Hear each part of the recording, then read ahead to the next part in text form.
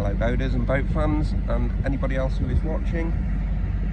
We are in the channel, I believe it's called, or the fairway, heading towards Itchenor in Chichester Harbour, the beautiful Chichester Harbour. And we've come from right over there. I thought what I'd do, rather than just make a really quick short, I thought I'd do something that I think would be really worthwhile. Imagining that you're watching this, you are where I was 3 years ago, which is you made your mind up, without any doubt you are going to buy a boat. The doubt that is in your mind is you don't know where to start, you don't know if you want a motorboat, you don't know if you want a sailboat, you don't know anything about boats. If you're like me, from rural agricultural Lincolnshire, probably hardly ever seen boats, except on maybe a day trip to Skeg with your parents when you was a kid. And it's very, very daunting because you don't know if you're going to get ripped off. It's difficult to know what you're doing. There's a hell of a lot to learn. I'm 3 years in and I'm still learning. What I can tell you, I'm not going back. It is the most amazing lifestyle. I live on this boat with the dog. Anyway, I'm waffling. So, what am I doing?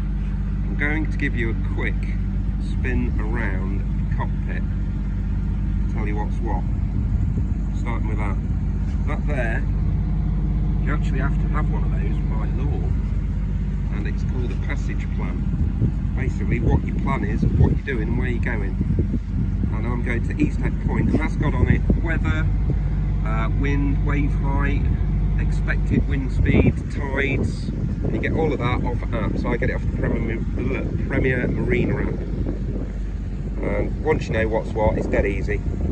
Binoculars, always have a pair of binoculars, decent quality pair, so you can see well ahead. I'll be getting those out when I'm out this channel, a good mile away from East Head Point, so I can start to plan well ahead where I'm going to drop my anchor. That there is a battery regulator from the solar panel, which is behind there, which charges whatever I want it to charge, and it's useful to always have on hand a torch, and of course a powder fire extinguisher for liquid propellant type fires, but there's also a regular foam one there. VHF radio stands for very high frequency for you geeks out there like me. And the RYA, the Royal Yachting Association, does a brilliant course. You cannot, well you can, but you're stupid if you do. You cannot go to sea, or even in a harbour, operate a vessel without a radio. Presently, it's off at the minute because I've done everything I need to do and I don't want it banging away in the background. But Channel 80, I can speak to Chichester Marina, or Channel 14, I can speak to Itchenor Harbour, which is over there, or 16, which is the international channel for emergency use and various other things. So, radio, yeah, probably the most important thing. That's a choice thing. That's Garmin E-Trex Mini, which if the phone was in its cradle down there, and I've also got a tablet, that will give me a moving map of anywhere in the world. So I don't need a mobile signal, which is why I like that a lot. But it also has a button on it that you can press, and it will send out a mayday effectively to Garmin, who will then promptly call 24 hours a day, 365 days a year, obviously anybody and everything that you've got stored on their system. Okay, gauges. Start with that one. That's called a Clipper Duet. The top one's reading 0 because the transducer, which sends a signal, is probably blocked with weed. Not worried about it. That's just speed. Speed over ground. I've got 4, possibly 5 with my phone ways of checking my speed, so I'm not worried about that.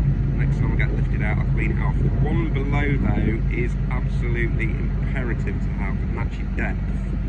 Especially here, to use the radio, in a very shallow tidal harbour. So much so, Open the taps in a minute, boat catching me up. I've got that alarm, audio alarm. So if I'm getting to 1.8 metres, that will start going off. The one in the middle is your wind direction. I've got the vane at the top of the mast, and it needs advice fitting at the top of the mast for that to work. Never needed it, don't need it, don't miss it, but it'd be nice to have it going when I do. Right, the next one, there's a lot of information on here. The top is effectively the road where I'm going. So if I turn to starboard, push the tiller to port, the road moves. And you put your waypoints in via GPS coordinates, and that'll keep you going down the road. The one next to it is your track. I don't really know what that means, to be honest, should find out. The one below the 3 knots for speed is distance waypoint, that's 1.1 mile. 285 is your bearing, which is a digital version of that. That is your compass. You're going to get a sailboat, absolutely amazing. You don't have anything like the cost that you will with that beautiful vessel there. That'll probably cost him the best part 100 to 150 quid just to get to sea. Just going to add a bit more speed because I might be holding him up a little bit. With this throttle going in. There's loads more I could tell you. I could tell you about jammers, I could tell you about anti-jibe prevention lines, I could tell you about halyards, I could tell you about lazy jacks, there's a lot. And I'm still learning, and it's been 3 years. But you never, ever, ever get bored, especially solo sailing. Something about it, I just can't, I mean, it's not that I don't like company, I do. I love my mum being on here, I love my daughter, I love friends being on, but I'm a solo sailor.